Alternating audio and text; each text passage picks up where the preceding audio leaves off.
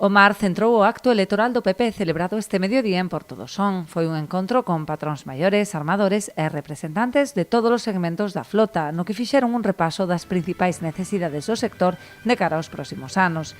Necesidades que, segundo os candidatos ao Congreso e ao Senado, tan só poden ser ben atendidas por un goberno cun galego como Alberto Núñez Feijóo á cabeza. Quero que quen goberne sea o Partido Popular e un gallego como Alberto Núñez Feijóo.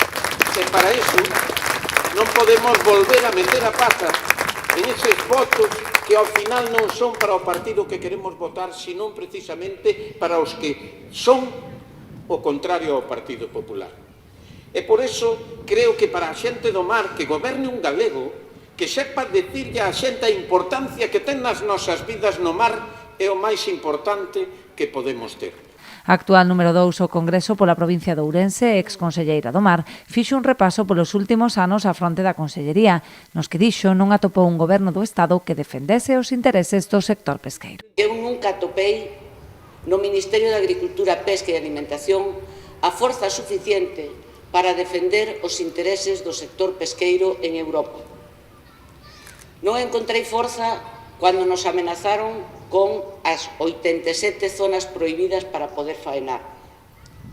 Non sei, eu dou por feito que o Instituto Español de Oceanografía tiña os datos e dou por feito que os datos se presentaron.